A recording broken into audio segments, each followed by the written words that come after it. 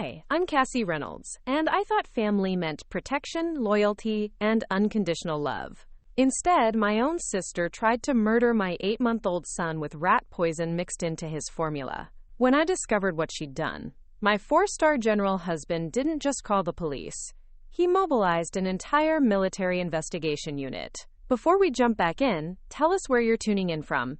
And if this story touches you, make sure you're subscribed, because tomorrow, I've saved something extra special for you. What we uncovered wasn't just attempted murder.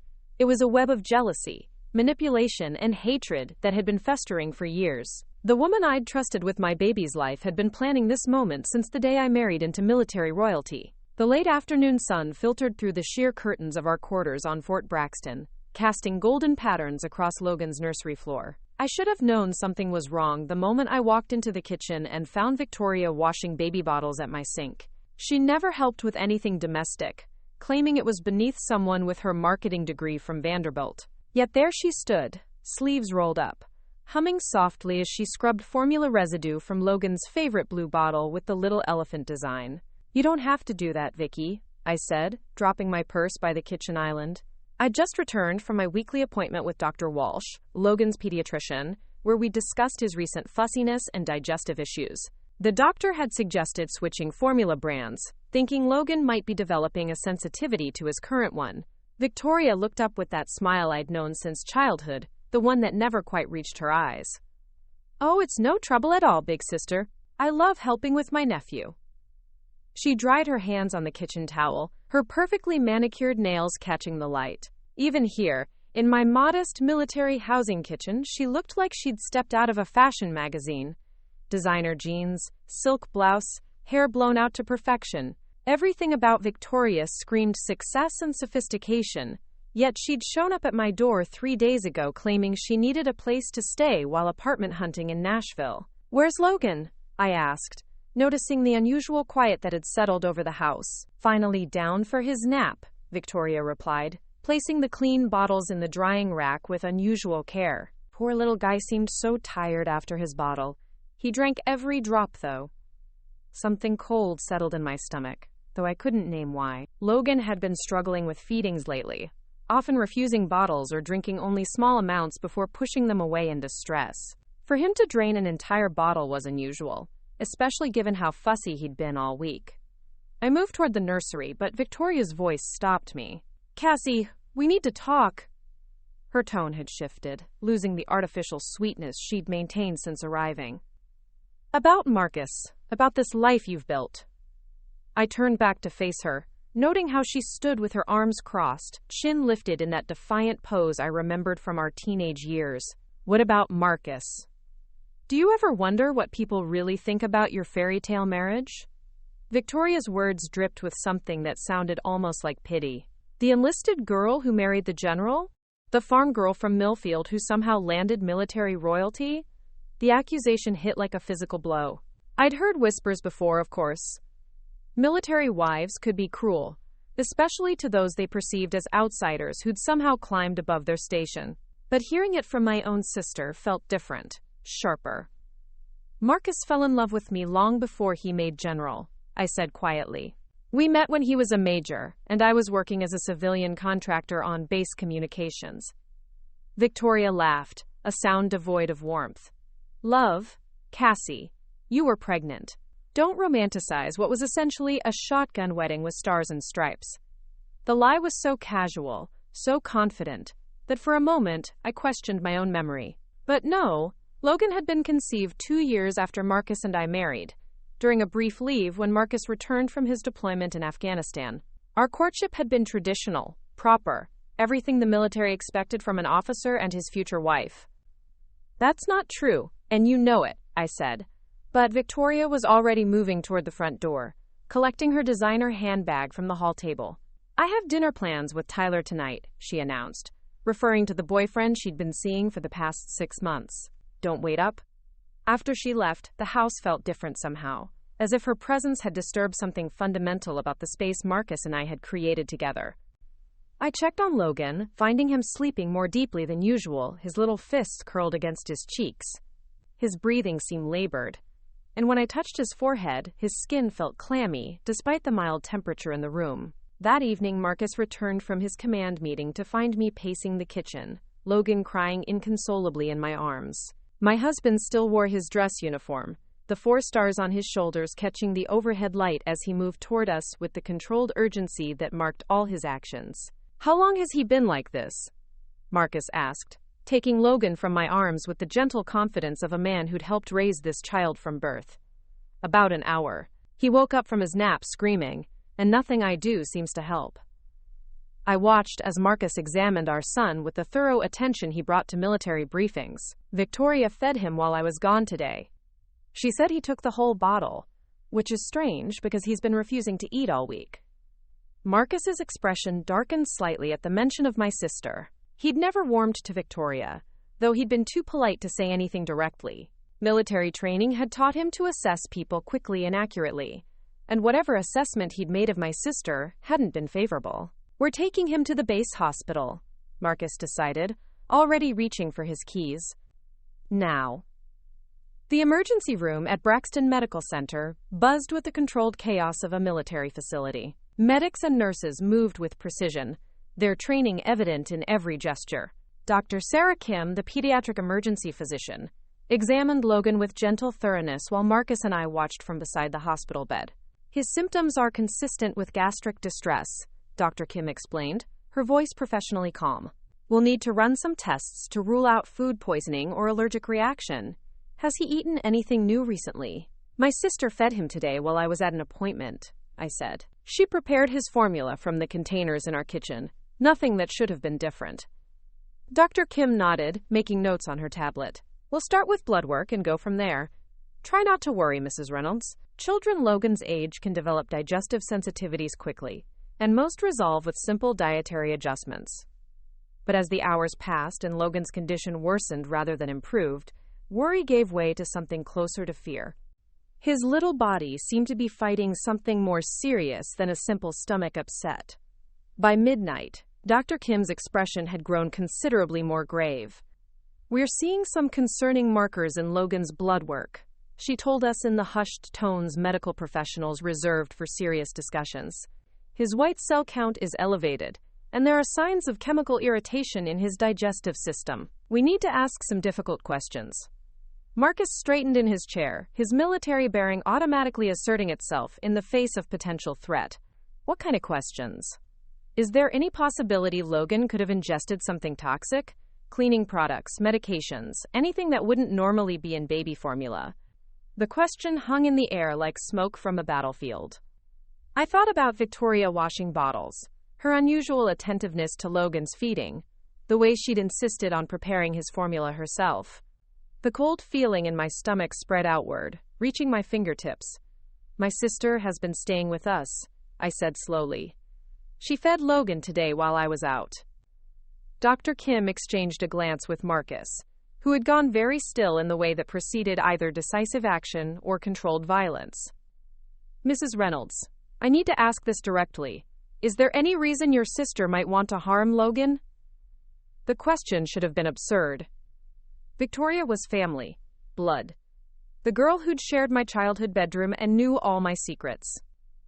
Yet as I sat there in the sterile hospital room, watching my infant son struggle with something that had been deliberately introduced into his system, the absurdity dissolved into terrible clarity. "She's always resented my marriage to Marcus," I heard myself saying. "She's made comments about how I don't deserve this life, how I somehow cheated my way into military society." Marcus leaned forward, his voice dropping to the tone he used when issuing orders. "Doctor, what exactly are we looking at here? Based on these blood markers and Logan's symptoms, I believe someone introduced a toxic substance into his formula. We're running additional tests now to identify what specifically was used, but Mrs. Reynolds, we need to contact the authorities immediately." The world seemed to tilt sideways. My sister, the woman who'd helped me pick out my wedding dress, who'd held Logan at his christening, who'd cried when I told her I was pregnant, had tried to poison my child. The betrayal cut deeper than any physical wound, striking at the foundation of everything I'd believed about family and loyalty. Marcus was already on his phone, his voice crisp with command authority. "This is General Reynolds. I need base security at Braxton Medical Center immediately, and I want the Criminal Investigation Division contacted tonight."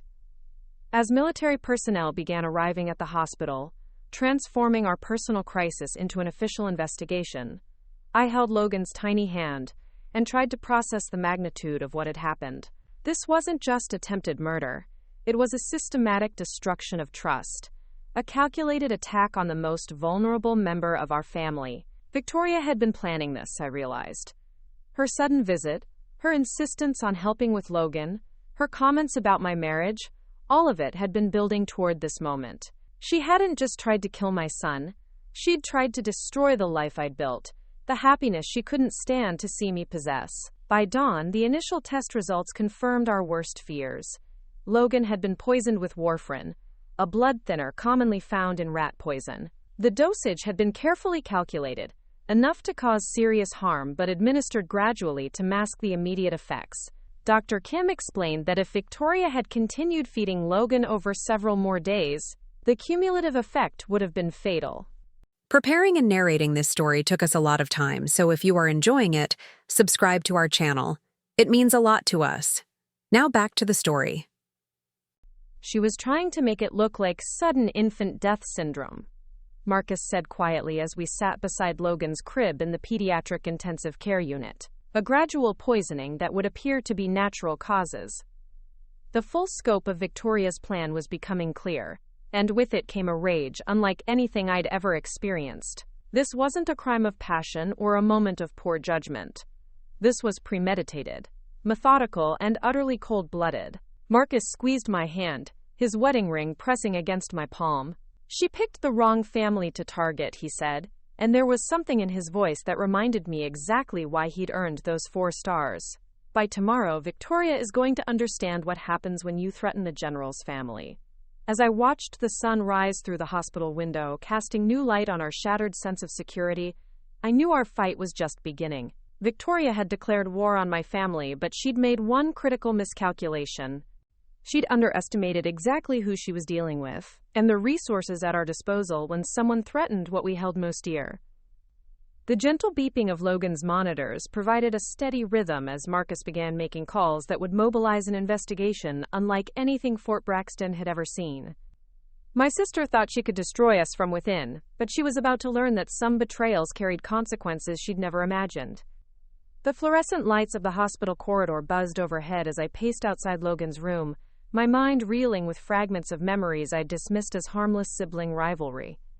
Victoria's comments about my marriage, her sudden interest in Logan's care routine, the way she'd watched Marcus with calculating eyes during family gatherings. I'd attributed it all to jealousy, the natural tension between sisters whose lives had taken dramatically different paths. I never imagined it could escalate to attempted murder. Marcus emerged from a conference room down the hall where he'd been coordinating with base security and the Criminal Investigation Division. His uniform remained crisp despite the sleepless night, but I could see the strain in the tight lines around his eyes. When he reached for my hand, his fingers trembled almost imperceptibly, the only outward sign of the fury burning beneath his controlled exterior. "CID is treating this as a federal crime," he said quietly.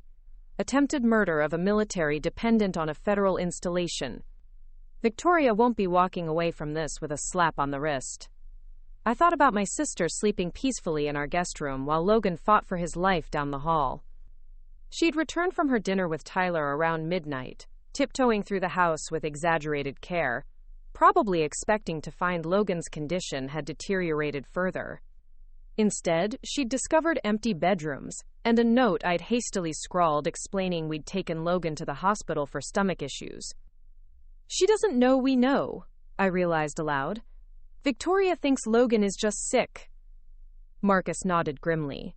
"Which gives us an advantage. CID wants to monitor her behavior, see if she tries to cover her tracks or dispose of evidence." Dr. Kim approached us carrying a tablet, her expression cautiously optimistic. "Logan's responding well to treatment. We've got the warfarin out of his system, and his blood clotting factors are stabilizing. He's going to make a full recovery, but Mrs.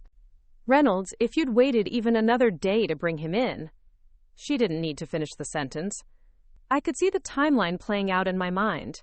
Logan growing sicker, Victoria offering to help more with his care, gradually increasing the dosage until my son simply stopped breathing one morning. She would have been there to comfort me, to help plan the funeral, to support me through my grief while knowing she'd orchestrated the entire tragedy. There's something else, Dr. Kim continued.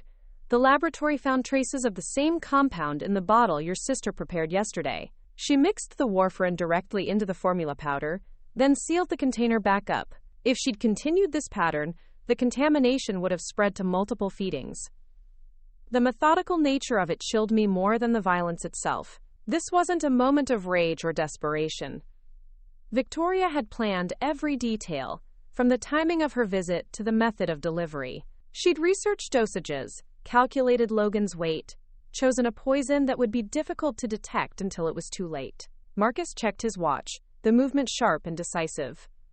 She'll be waking up soon. CID wants to conduct surveillance before we confront her.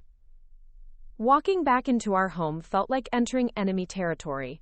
Every familiar object, from Logan's high chair to the family photos lining the hallway, seemed tainted by the knowledge of what Victoria had done within these walls. She'd violated not just our trust, but the sanctuary we'd created for our family. Victoria sat at our kitchen table wearing one of my old college sweatshirts, her hair pulled back in a messy bun that made her look younger and more innocent than she had any right to appear. She was scrolling through her phone, probably checking social media, while my son recovered from her attempt to murder him. "How's Logan feeling this morning?" she asked without looking up, her voice carrying just the right note of sisterly concern. "Better," I managed, fighting to keep my expression neutral. "The doctors think it was just a stomach bug." "Oh, good," Victoria said, finally meeting my eyes. "I was so worried when I saw your note last night. Poor little guy seemed fine when I put him down for his nap." The casual lie rolled off her tongue with practiced ease. Logan hadn't been fine. He'd been drugged and slowly dying from internal bleeding. Yet Victoria sat there sipping coffee from my favorite mug, playing the role of concerned aunt with Oscar-worthy conviction. Marcus entered the kitchen, still wearing his dress uniform, the weight of his rank immediately shifting the room's dynamic. Victoria straightened unconsciously, her civilian status making her automatically defer to his authority, even as she tried to maintain her innocent facade. "Marcus," she said with forced brightness, "I hope Logan's feeling better today." "He will be," Marcus replied, his tone carrying undertones that made Victoria's smile falter slightly. "Dr. Kim expects a full recovery." Through the kitchen window, I could see unmarked vehicles positioning themselves around our housing unit. CID worked with military precision, their surveillance equipment already recording every word, every gesture, every micro-expression that crossed Victoria's face. "I feel terrible that Logan got sick on my watch," Victoria continued, apparently oblivious to the net closing around her. "I keep replaying yesterday, wondering if I did something wrong with his formula." The performance was flawless, down to the slight tremor in her voice that suggested genuine distress. If I hadn't known better, if Logan weren't lying in a hospital bed with poison in his bloodstream, I might have been moved by her apparent concern. "Actually," Marcus said, settling into the chair across from Victoria with deliberate slowness, "the doctors want to ask you some questions about Logan's feeding routine yesterday. Standard procedure when a child is hospitalized." Something flickered behind Victoria's eyes, gone too quickly to identify, but present long enough to confirm that her innocent act was exactly that, an act. "Of course," she said. "Whatever helps Logan get better." My phone buzzed with a text from Captain Mitchell, the CID investigator coordinating the case. They were ready to move to the next phase. I excused myself to check on our sleeping son, leaving Marcus to keep Victoria occupied while investigators secured evidence from our kitchen. In Logan's nursery, I found myself staring at the crib where my son should have been sleeping safely. Instead, he was connected to monitors and IV lines because the woman I'd trusted most had tried to kill him. The betrayal cut deeper with each passing hour, revealing new layers of manipulation and deceit. My phone rang softly. Dr. Kim's voice was gentle but urgent. "Mrs. Reynolds, We need you and the general back at the hospital immediately. Logan's asking for you, and there are some additional test results we need to discuss. When I returned to the kitchen, Marcus was alone. Where's Victoria? Shower, he said grimly. CID found 3 more contaminated formula containers hidden in her luggage. This wasn't a single incident, Cassie. She brought enough poison to kill Logan multiple times over. The scope of Victoria's plan was becoming clearer and more horrifying by the minute. She hadn't come to visit her nephew. She'd come to execute him. Every smile, every offer to help, every moment of apparent sisterly affection had been calculated moves in a game where my son's life was the prize. There's more, Marcus continued. They found research on her laptop, articles about sudden infant death syndrome, forums discussing undetectable poisons, even searches for Logan's feeding schedule that she must have observed during previous visits. I sank into a chair, overwhelmed by the evidence of my sister's methodical planning. This hadn't been a crime of passion or even jealousy run amok. Victoria had spent months, possibly years, planning to murder my child. The sound of running water stopped upstairs, followed by Victoria's footsteps on the hardwood floor. She appeared in the kitchen doorway minutes later, dressed in designer jeans and a silk blouse, her hair blown dry to perfection. Even preparing for what she thought was a routine hospital visit, she looked like she was heading to a photo shoot. Ready when you are, she announced cheerfully. I want to see my sweet nephew. The drive to the hospital felt like a funeral procession, despite Victoria's cheerful chatter from the back seat. She commented on the base housing, asked about Marcus's upcoming deployment schedule, and inquired about Logan's development milestones with the perfect blend of interest and affection. At the hospital, Captain Mitchell was waiting in the lobby, wearing civilian clothes that didn't quite disguise his military bearing. He introduced himself to Victoria as Dr. Mitchell, a specialist consulting on Logan's case. She shook his hand with appropriate concern, playing her role to perfection. We'd like to ask you a few questions about Logan's care routine, Captain Mitchell explained as we walked toward the pediatric wing. Sometimes family members notice details that help us understand what triggered a child's illness. Victoria nodded eagerly. Anything that helps Logan. He's such a precious little boy. In the consultation room, Captain Mitchell's questions started innocuously enough. Victoria's feeding routine, Logan's normal behavior patterns, any changes she'd noticed in his appetite or mood. She answered each question with apparent honesty, describing Logan's fussiness and her concern for his well-being. You mentioned preparing his formula yesterday, Captain Mitchell said casually. Can you walk us through that process? Victoria's explanation was detailed and confident. She described measuring the powder, testing the temperature, even sterilizing the bottle beforehand. Every step aligned with proper infant care protocols, making her seem like the ideal aunt any parent would trust with their child. I used the formula from the container in Cassie's kitchen, Victoria concluded. The same brand Logan always drinks. Captain Mitchell nodded thoughtfully. Did you happen to add anything to the formula? Vitamins, medications, anything the pediatrician might have recommended? Nothing, Victoria said firmly. Just formula and water, exactly as Cassie taught me. The lie was delivered with such conviction that I almost doubted my own memories. But Logan was lying in a hospital bed down the hall, fighting off poison this woman had deliberately fed him. No amount of acting could change that reality. That's interesting, Captain Mitchell said, consulting his tablet. Because our laboratory analysis found warfarin in Logan's system. Rat poison. The same compound we detected in the formula containers from your sister's kitchen. The color drained from Victoria's face so quickly I thought she might faint. Her carefully constructed mask cracked, revealing something cold and calculating beneath the surface. For several seconds she said nothing, apparently trying to process how her perfect plan had unraveled. That's impossible, she finally stammered. I would never hurt Logan. He's my nephew. The evidence suggests otherwise, Captain Mitchell replied calmly. We found additional contaminated formula in your luggage, along with research on infant poisoning methods on your personal laptop. Victoria's gaze darted between Marcus and me, seeking some sign that this was all a terrible misunderstanding. Finding none, her expression hardened into something I'd never seen before, a mask dropping to reveal the stranger who'd been living in my home.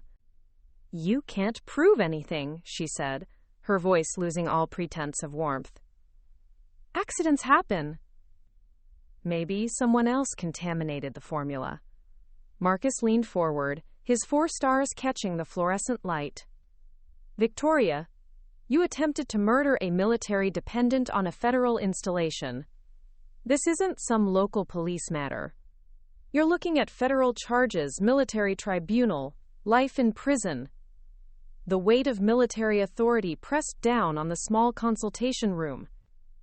Victoria seemed to shrink in her chair, finally understanding that she'd picked a fight with forces far beyond her comprehension. "I want a lawyer," she whispered. Captain Mitchell nodded to the military police officers, who'd been waiting in the hallway. They entered with practiced efficiency, reading Victoria her rights while securing her hands behind her back with restraints. As they led her away, Victoria looked back at me one final time. The mask was completely gone now, replaced by something that might have been hatred or might have been recognition that she'd destroyed any chance of redemption. "This isn't over, Cassie," she said quietly. "You think your perfect military life makes you better than everyone else, but people see through the facade." The door closed behind her with a soft click, leaving Marcus and me alone with the wreckage of what had once been my family. My sister, the woman who'd known me longer than anyone else in the world, had tried to murder my son out of jealousy and spite. Dr. Kim appeared in the doorway, her expression cautiously optimistic. "Logan's asking for his parents. He's awake, alert, and his blood work is continuing to improve." Walking down the hospital corridor toward my son's room, I felt the weight of the last 24 hours settling on my shoulders. Victoria's arrest was just the beginning. There would be trials, testimonies, media attention that would follow our family for years. But Logan was alive, and Victoria's plan had failed. Whatever came next, we would face it together as a family, protected by the same military justice system that Victoria had so dramatically underestimated. The investigation was far from over, but one thing had become crystal clear. When you threaten a general's family, you don't just face the consequences of civilian law. You face the full weight of military justice, and that was a force Victoria was about to understand in ways she'd never imagined. The news of Victoria's arrest spread through Fort Braxton like wildfire through dry grass. Military communities thrive on information, and attempted murder of an officer's child was the kind of scandal that dominated mess hall conversations and family gatherings for months. By the time Logan and I returned home from the hospital 3 days later, our neighbors had already begun choosing sides in a conflict I'd never wanted to fight. Mrs. Henderson from the unit next door approached me while I was unloading Logan's medical supplies from our car. She was a colonel's wife with 20 years of military social experience, the kind of woman who could navigate base politics with surgical precision. "Cassie, dear," she said, her voice dropping to the conspiratorial whisper reserved for discussing classified information or personal scandals. "Is it true your sister tried to poison little Logan?" The question hung in the humid North Carolina air like smoke from a distant battle. I could see other wives watching from their windows, waiting to see how I'd respond to the first public acknowledgement of our family crisis. "The investigation is ongoing," I replied carefully, using the diplomatic language Marcus had coached me to employ. "But Logan is safe now, and that's what matters." Mrs. Henderson nodded with the grave understanding of someone who'd witnessed plenty of military scandals over the years. "Well, you know the community is here for you, whatever you need." But even as she offered support, I could see the calculation in her eyes. Military wives were trained to assess threats and opportunities with the same strategic thinking their husbands applied to battlefield scenarios. Victoria's attack on our family had created ripples that extended far beyond our personal tragedy. Inside our quarters, the silence felt oppressive, despite Logan's happy babbling from his high chair. Every room carried memories of Victoria's presence, from the guest bedroom where she'd slept while planning my son's murder to the kitchen where she'd contaminated his formula with clinical precision. Marcus had suggested we request different housing, but I refused to be driven from the home we'd built together. My phone buzzed with another text from my mother, Patricia. She'd been calling constantly since learning of Victoria's arrest, alternating between denial and desperate attempts to minimize the situation. Her latest message was typical of the campaign she'd been waging since the story broke. "Cassie, please call me. There has to be some misunderstanding. Victoria would never hurt Logan. She loves that baby. Can't you ask Marcus to have the charges dropped?" The text revealed everything I needed to know about where my family's loyalties lay. Even with overwhelming evidence of Victoria's guilt, even with Logan's near-death experience documented in hospital records, my mother was more concerned with protecting her younger daughter than supporting her grandson's recovery. Marcus found me staring at the phone when he returned from his daily briefing. He'd changed from his dress uniform into casual clothes, but the tension in his shoulders remained. Commanding a military installation while dealing with a federal investigation into his family required a delicate balance he was still learning to navigate. "How bad is it?" I asked, knowing he'd spent the morning managing the fallout from media attention the case had attracted. "CNN picked up the story," Marcus said grimly. "Military wife attempts to murder general's infant son. The Pentagon is getting calls from every major news network." The reality of our situation was becoming clearer by the hour. This wasn't just a family tragedy, or even a criminal case. Victoria's attack had created a public relations nightmare for the military, raising questions about security protocols and background checks for family members with access to base facilities.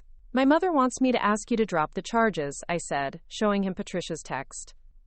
Marcus read the message with the same expression he wore when reviewing intelligence reports about enemy movements. "Your mother doesn't understand that we couldn't drop federal charges even if we wanted to. Victoria committed a felony on a military installation. This is out of our hands now." Dr. Walsh, Logan's pediatrician, arrived that afternoon for a follow-up examination. He was a kind man in his mid-40s who'd been treating military children for over a decade, but even his professional composure couldn't quite mask his horror at what had happened to Logan. "His recovery is remarkable," Dr. Walsh said after completing his examination. "No lasting effects from the warfarin exposure. He's a resilient little fighter." "Like his father," I said, watching Logan attempt to grab Dr. Walsh's stethoscope with determined concentration. "Mrs. Reynolds, drive," Walsh said carefully. "I need to ask about your family's support system. Cases like this often involve broader patterns of dysfunction. Has your sister shown signs of mental instability before?" The question forced me to examine years of memories I'd previously dismissed as normal sibling rivalry. Victoria's jealousy when I got engaged to Marcus.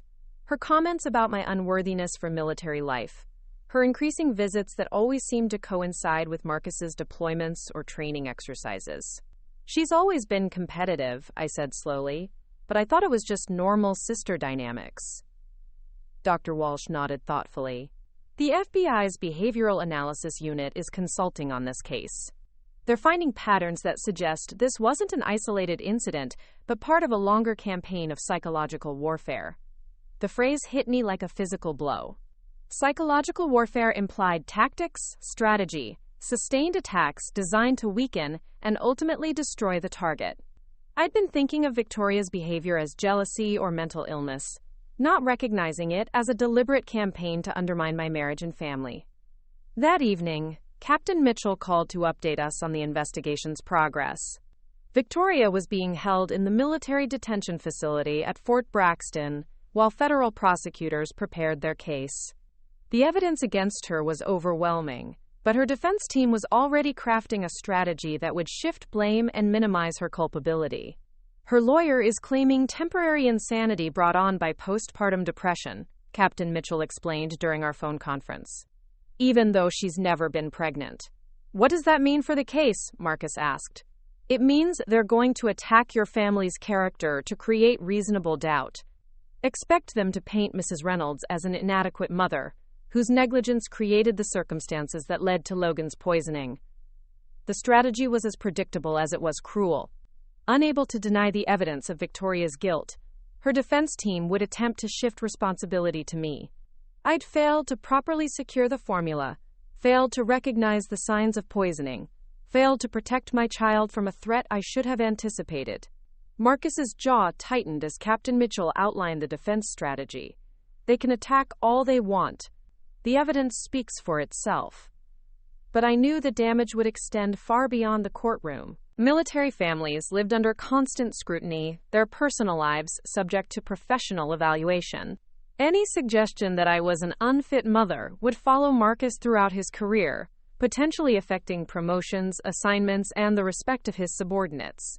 My phone rang just as Captain Mitchell finished his briefing. The caller ID showed Tyler Brooks, Victoria's boyfriend. I'd met him only twice, finding him charming but somehow hollow, like a politician running for an office he didn't really want. Cassie, Tyler's voice was smooth, concerned, everything a supportive family friend should sound like. I just heard about Victoria's arrest. This is all such a terrible misunderstanding. Tyler, the evidence is overwhelming. Victoria tried to kill my son. I understand why it looks that way, Tyler continued, his tone suggesting I was an emotional woman jumping to conclusions. But you have to know Victoria. She loves Logan like her own child. There has to be another explanation.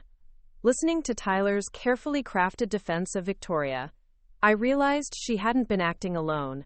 The coordination of her visits, the research on infant poisoning methods, the psychological campaign to undermine my confidence as a mother, all of it suggested planning that extended beyond what one person could accomplish independently.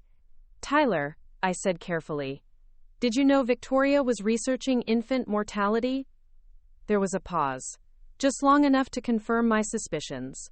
Victoria was worried about Logan's health. She wanted to understand the risks so she could help protect him.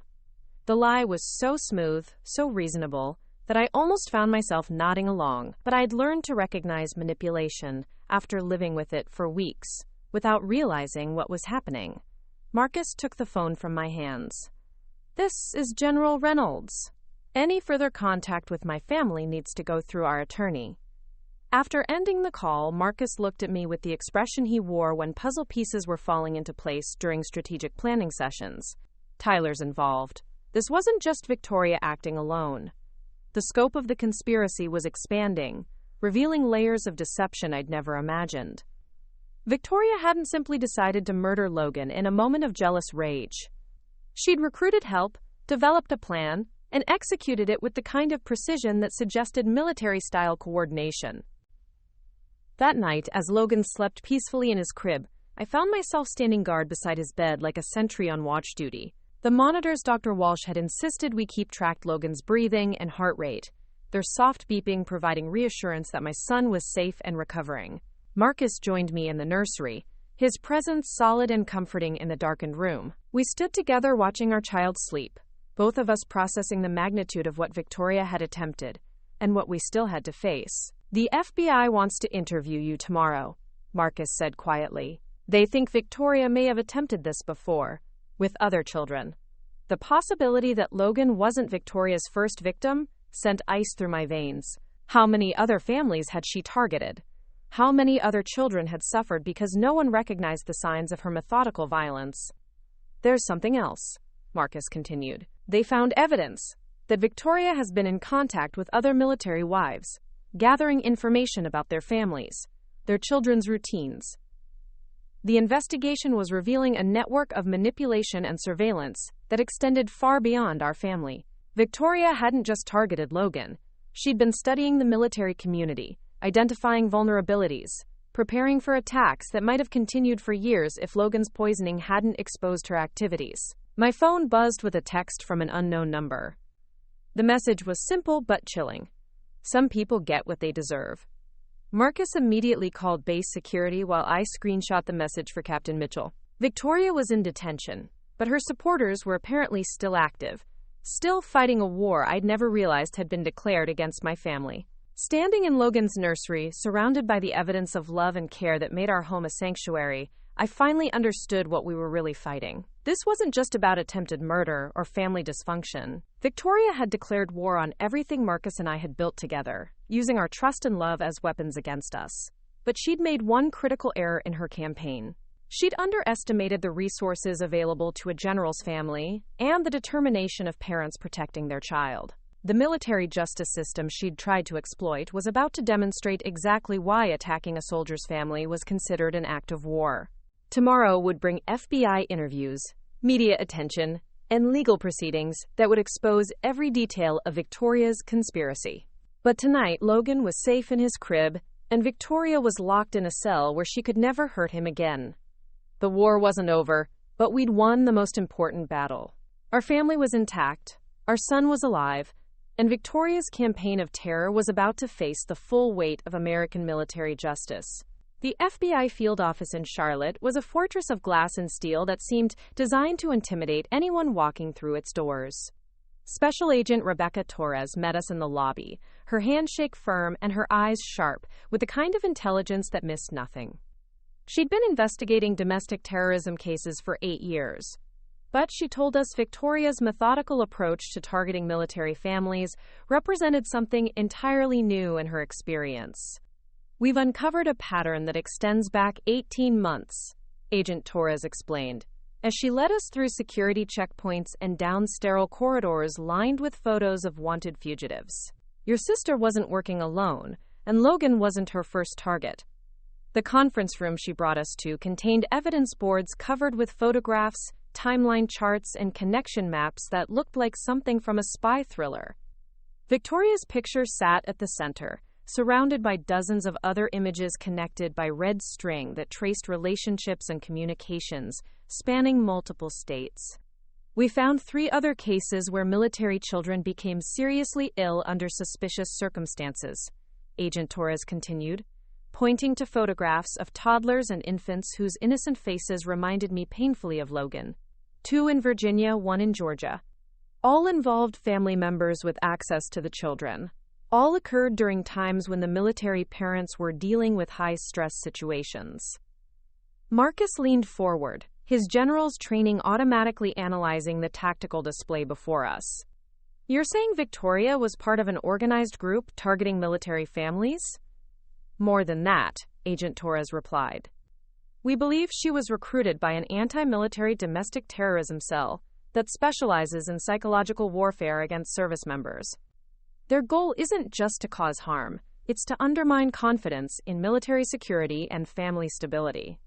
The revelation hit me like a physical assault. I'd been thinking of Victoria as a jealous sister whose resentment had twisted into murderous rage. Instead, she'd been a soldier in someone else's war against everything Marcus and I represented. Agent Torres pulled up a series of communications on her laptop, text messages and emails between Victoria and contacts identified only by codenames. The messages revealed a level of coordination and planning that chilled me to the bone. Phoenix to Raven, target confirmed receptive to extended contact. Child's routine established. Recommend proceeding to Phase 2. Raven to Phoenix approved. Remember, gradual implementation essential. Must appear natural. Phoenix to Raven, delivery successful. Subject consumed full dose. Monitoring for expected symptoms. Reading Victoria's clinical descriptions of poisoning Logan felt like watching my sister transform into someone I'd never known.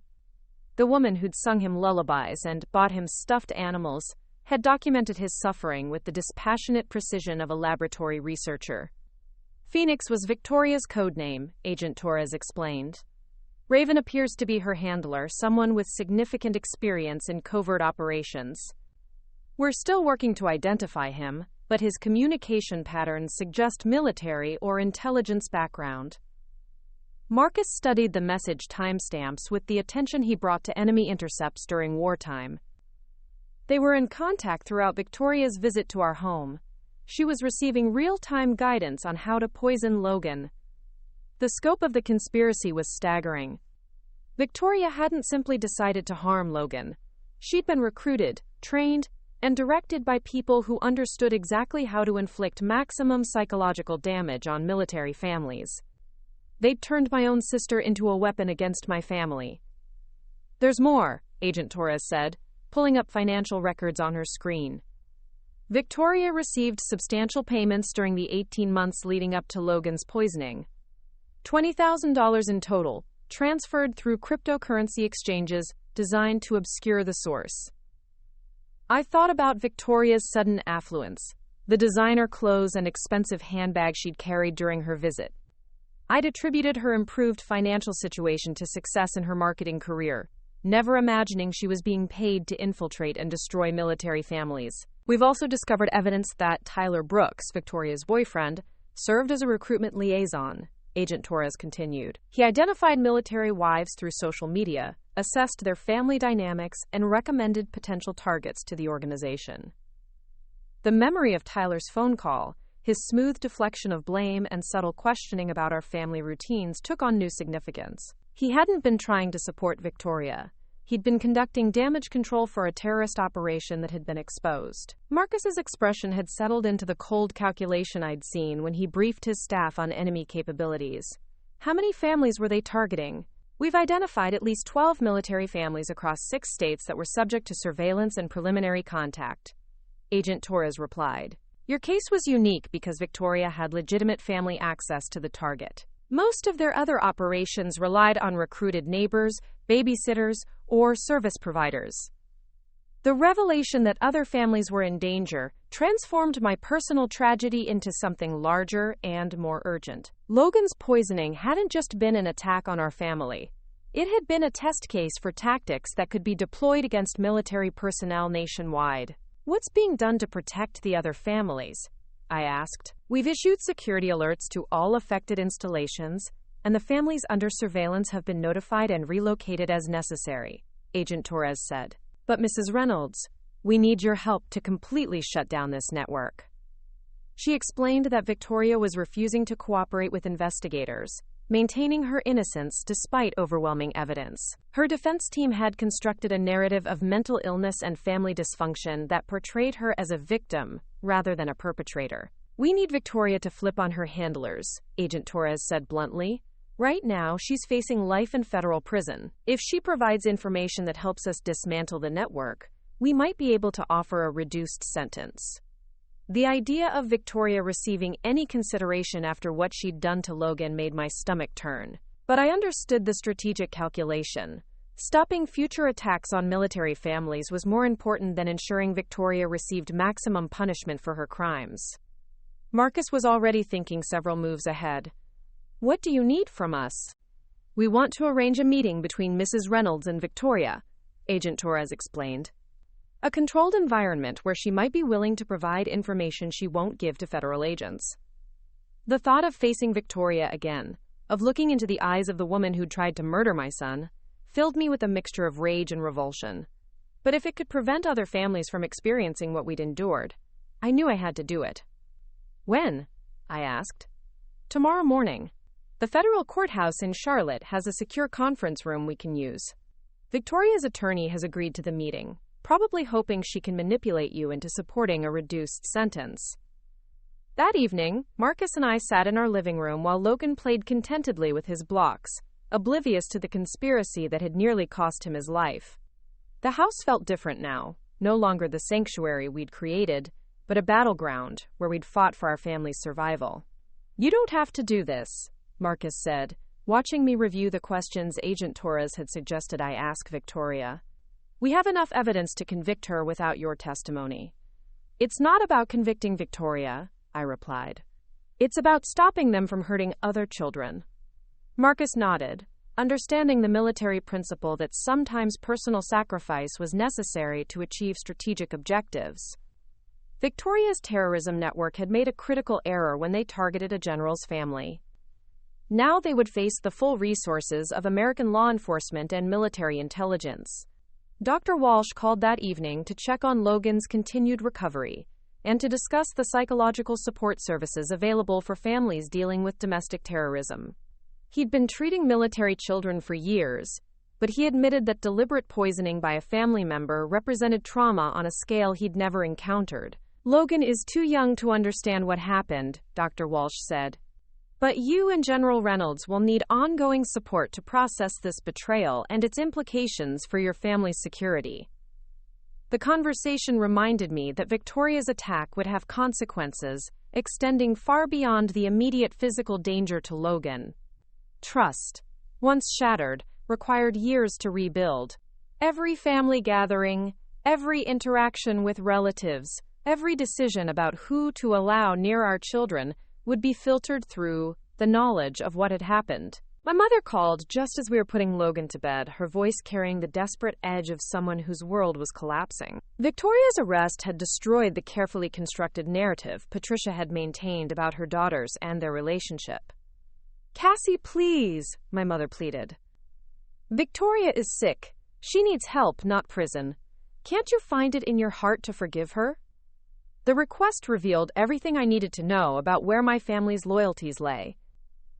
Even with Logan nearly dead from Victoria's poison, even with evidence of a terrorist conspiracy, my mother was more concerned with protecting Victoria than supporting her grandson's recovery. "Mom," I said quietly, "Victoria tried to murder Logan. She was paid to do it by people who want to destroy military families. This isn't about forgiveness. It's about justice." "You've changed," Patricia said, her voice hardening. "Marriage to that general has made you cold, unforgiving. The Cassie I raised would never abandon her sister. The accusation might have hurt once, but I'd learned to recognize manipulation in all its forms." Patricia wasn't defending Victoria out of maternal love. She was protecting the family reputation that mattered more to her than her grandson's life. "The Cassie you raised was naive enough to trust people who wanted to hurt her family," I replied. "That version of me nearly got Logan killed." After ending the call, I found Marcus in Logan's nursery, standing watch beside our son's crib like a sentry on duty. The monitors tracking Logan's vital signs provided constant reassurance that he was safe and healthy, but both of us had developed the hypervigilance that came with surviving an attack. "Ready for tomorrow?" Marcus asked. I nodded, though ready seemed inadequate to describe the complex emotions surrounding my planned confrontation with Victoria. I was angry, heartbroken, determined, and terrified all at once. But mostly, I was resolved to do whatever was necessary to protect other families from experiencing what we'd endured. "She's going to try to manipulate you," Marcus warned. "Everything she says will be calculated to make you doubt yourself, to make you feel guilty for her situation." I thought about the sister who'd shared my childhood, who'd known all my secrets and fears, who understood exactly which emotional buttons to push to achieve maximum impact. Victoria would use our shared history as a weapon, just as she'd used my trust to gain access to Logan. "I'm not the same person she manipulated before," I said. "I know what she is now." Agent Torres had provided me with specific information to share with Victoria, carefully crafted details about the investigation that might prompt her to reveal information about her handlers. The FBI was using me as bait, hoping Victoria's emotional connection to me would override her loyalty to the terrorist network. As I prepared for bed, I realized that tomorrow's meeting would determine not just Victoria's fate, but the future safety of military families across the country. The network that had recruited her was still operational, still identifying targets, still planning attacks on the children of service members. Victoria had made the mistake of targeting the wrong family, but her terrorist organization was learning from their failures and adapting their tactics. The only way to stop them was to turn Victoria against her handlers, using the same emotional manipulation she'd employed against us. Tomorrow, I would face the woman who'd tried to murder my son and convince her to betray the people who'd transformed her from my sister into my enemy. The confrontation would test everything I'd learned about strength, determination, and the lengths a mother would go to protect not just her own child, but all the children who might be targeted by Victoria's terrorist network. The federal courthouse in Charlotte loomed against the gray morning sky like a monument to justice itself. I sat in the back seat of an unmarked FBI vehicle, watching armed guards patrol the perimeter, while Agent Torres reviewed our strategy one final time. In a few minutes, I would face Victoria in a controlled environment designed to extract information that could save countless military families from experiencing our nightmare. "Remember, she's going to try every emotional manipulation technique she knows," Agent Torres said, adjusting the nearly invisible recording device clipped to my jacket. "Victoria understands your psychological profile better than anyone. She'll use your guilt, your family loyalty, even your love for Logan as weapons against you." Marcus squeezed my hand from the seat beside me, his touch providing an anchor of strength in the storm of emotions threatening to overwhelm my resolve. He'd wanted to accompany me into the meeting, but Agent Torres had insisted that Victoria would be more likely to reveal information in a one-on-one conversation with her sister. If she starts getting aggressive or you feel unsafe, just say the word umbrella, Agent Torres instructed. Security will intervene immediately. Inside the courthouse, the conference room was sterile and unwelcoming, designed to strip away any comfort or familiarity that might make suspects feel at ease. Victoria sat at a metal table wearing an orange jumpsuit that drained all color from her complexion, her hands secured with restraints that clanked softly whenever she moved. The woman across from me bore little resemblance to the polished, confident sister who'd arrived at my home just weeks ago. Victoria's hair hung limp and unwashed, her face hollow with the kind of exhaustion that came from sleepless nights and constant fear. Prison had stripped away her designer facade, revealing something brittle and desperate underneath. "Cassie," Victoria said, her voice breaking with apparent emotion. "Thank God you came. I've been going crazy in that cell, knowing you think I'm some kind of monster." The performance began immediately, just as Agent Torres had predicted. Victoria's eyes filled with tears that looked genuine enough to fool anyone who didn't know about the terrorist training she'd received. Her body language projected vulnerability and regret, every gesture calculated to evoke sympathy and doubt. "I don't know what I think anymore," I replied carefully, taking the seat across from her. "Help me understand what happened, Vicky. Help me understand how we got here." Victoria leaned forward as much as her restraints allowed, her voice dropping to the intimate tone she'd used when we were children, sharing secrets in our bedroom. It wasn't supposed to happen like this. None of it was planned. The lie rolled off her tongue with the same ease she'd displayed when denying involvement in Logan's poisoning. But I'd learned to recognize the subtle tells that revealed Victoria's deception. The slight tightening around her eyes, the way her fingers curled when she fabricated details, the careful modulation of her voice to project sincerity. "The FBI says you were paid to hurt Logan," I said. $20,000 over 18 months. That sounds pretty planned to me. Victoria's mask slipped for just a moment, revealing a flash of the cold calculation I'd glimpsed during her arrest. Then the vulnerable sister act resumed, complete with fresh tears and trembling hands. "The money wasn't for hurting Logan," she insisted. "It was for information. These people, they said they were researchers studying military families, trying to understand the psychological stress of deployment and separation." The explanation was crafted with just enough plausibility to create doubt in someone who wanted to believe their sister wasn't a terrorist. Victoria was skilled at threading the needle between outright lies and twisted versions of truth that maintained emotional resonance. "What kind of information?" I asked. "Your routines, Marcus's schedule, how you handled stress when he was deployed," Victoria said, her voice gaining confidence as she warmed to her fabricated narrative. "They said understanding military family dynamics could help develop better support programs." The story was clever, turning Victoria's surveillance activities into something that sounded almost benevolent. But Agent Torres had shown me the actual communications between Victoria and her handlers, messages that revealed the true purpose of her intelligence gathering.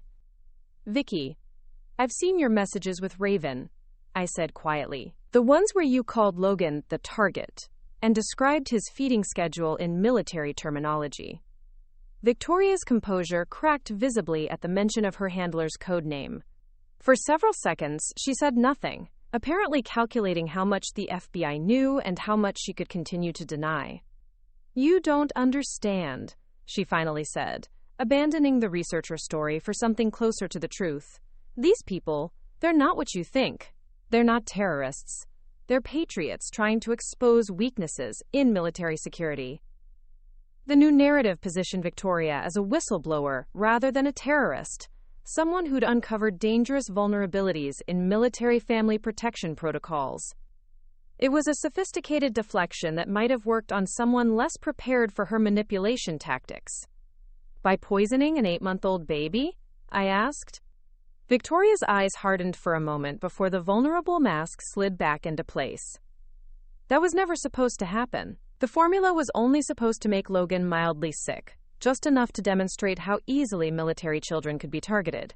The admission that she'd deliberately poisoned Logan was delivered with the casual tone of someone discussing minor inconvenience. Victoria had confessed to attempted murder, while simultaneously trying to minimize its significance, a psychological sleight of hand that revealed the depth of her training. "Logan nearly died," I said, letting real emotion creep into my voice.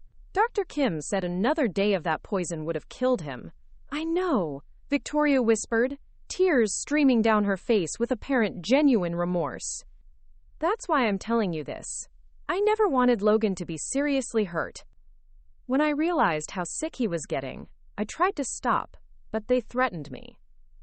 The introduction of external threats was Victoria's attempt to recast herself as a victim rather than a perpetrator. She was claiming coercion, setting up a defense strategy that could generate sympathy from potential jurors while deflecting responsibility for her actions. "Who threatened you?" I asked. Victoria hesitated, apparently weighing the risks of revealing information about her handlers against the potential benefits of appearing cooperative. "Raven said if I didn't complete the operation, they'd expose everything to Marcus. My involvement, the money, all of it. He said they'd destroy your marriage and Marcus's career." The threat was plausible enough to seem genuine, playing on the realistic fear that scandal could damage a military officer's professional standing. But Agent Torres had explained that terrorist organizations used exactly this kind of leverage to maintain control over their operatives. "What did they want you to do if Logan had died?" I asked.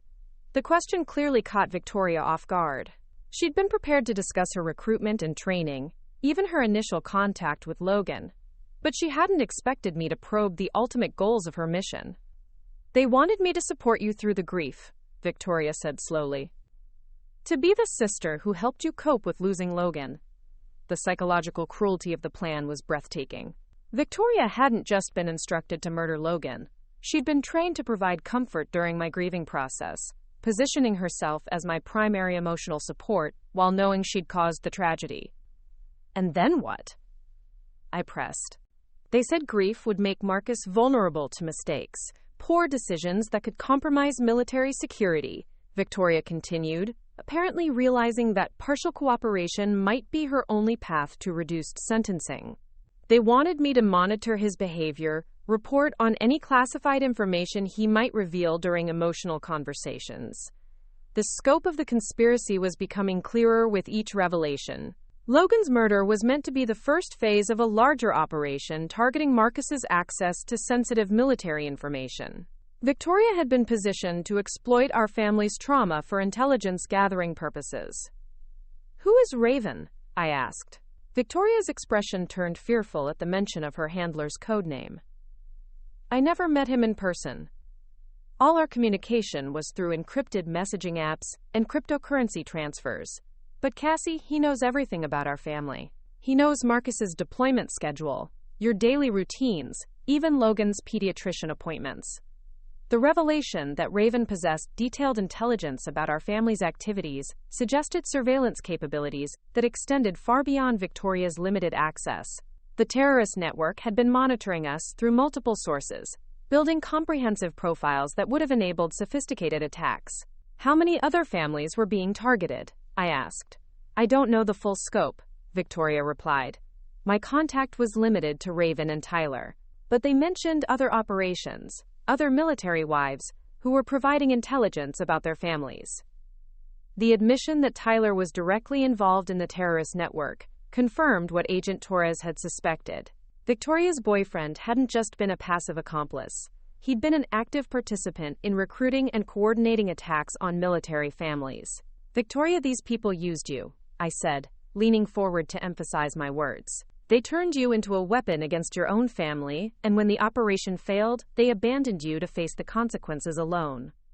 For the first time since entering the room, Victoria's mask dropped completely. The vulnerable sister act dissolved, replaced by a mixture of rage and desperate calculation that revealed her true emotional state.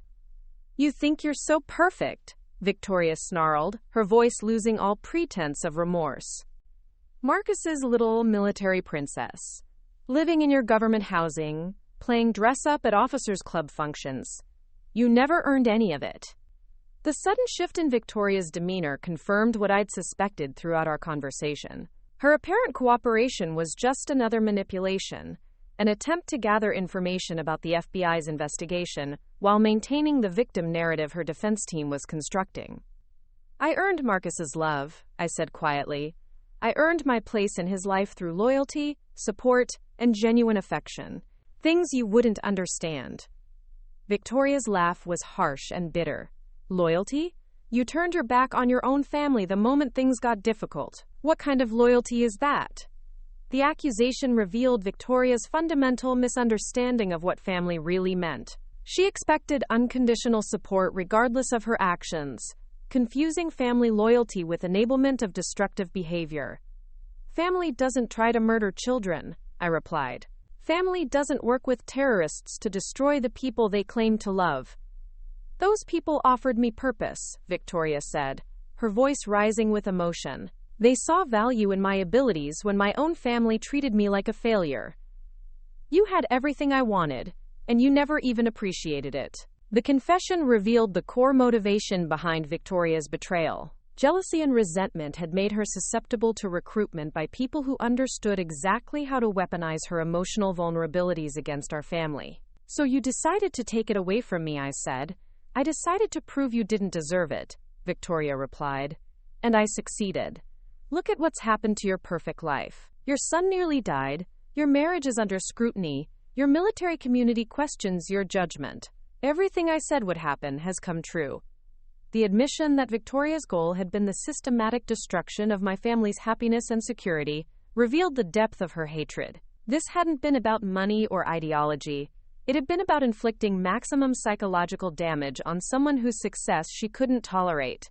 Victoria, help me stop them from hurting other families, I said, making one final attempt to appeal to whatever humanity might remain in my sister. Give the FBI information about Raven and the network. Don't let other children suffer because of your choices. Victoria stared at me for several long seconds, her expressions cycling through emotions I couldn't identify.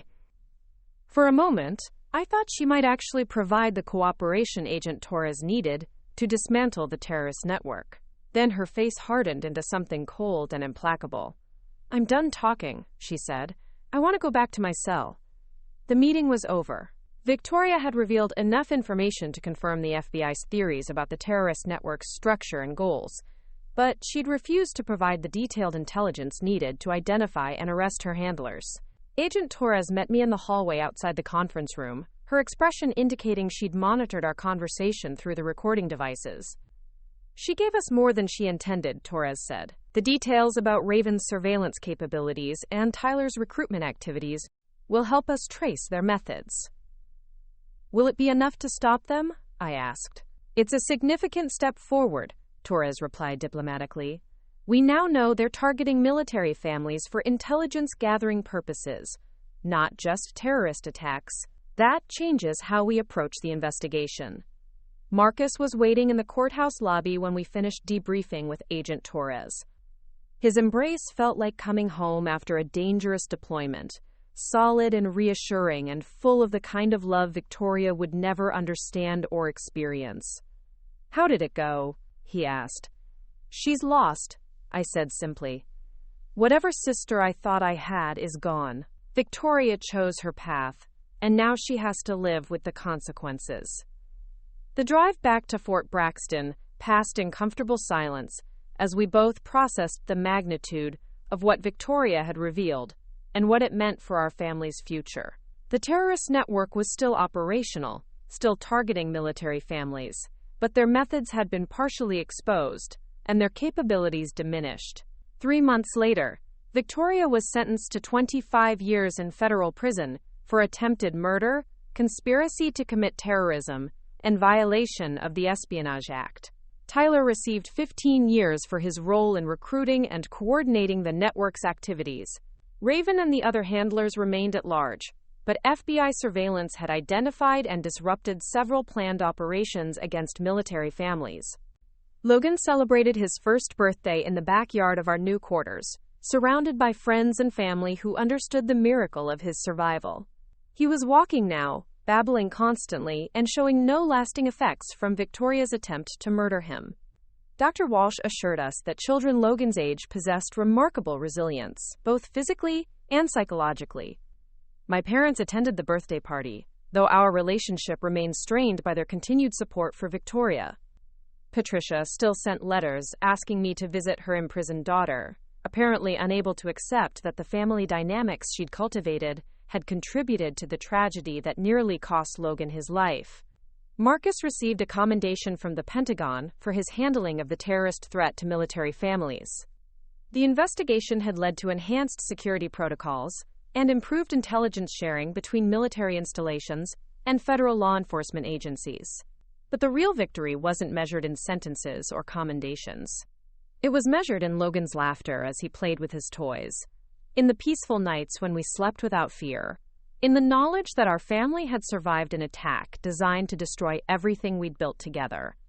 Standing in our backyard, watching Logan take his first unsteady steps toward his father's outstretched arms, I realized that Victoria had failed in every way that mattered. She'd tried to break our family, but we'd emerged stronger and more united than ever. She'd attempted to undermine Marcus's career, but his professional standing had actually been enhanced by his response to the crisis. Most importantly, she'd tried to steal Logan's future, and he was thriving despite her efforts. Every milestone he reached, every smile he shared, every word he learned was a victory over the hatred that had nearly destroyed him. The terrorist network Victoria had served continued to pose a threat to military families across the country, but their tactics had been partially exposed, and their effectiveness diminished. Other families would be safer because of what we'd endured, and the information Victoria had inadvertently provided during her interrogation. As the sun set over Fort Braxton, casting long shadows across the base housing where military families lived and loved and built their lives together, I held my son close and whispered a promise in his ear. No one would ever hurt him again. No one would ever use our family's love as a weapon against us. Victoria had taught me that blood relationships meant nothing without loyalty, respect, and genuine affection. But she'd also taught me that the families we choose, the communities we build, and the love we share could survive even the most calculated betrayal. Looking into Logan's bright eyes, seeing Marcus's strength reflected in our son's determined expression, I knew we'd won the war Victoria had declared against our happiness. She'd lost everything that mattered while we'd gained a deeper appreciation for the precious things that could never be taken away. The future stretched ahead of us, full of possibility and promise, protected by the knowledge that we'd survived the worst and emerged victorious. Victoria's legacy would be 25 years in prison, but ours would be a child who grew up understanding the true meaning of family, loyalty, and unconditional love. Up next, you've got 2 more standout stories right on your screen. If this one hit the mark, you won't want to pass these up. Just click and check them out.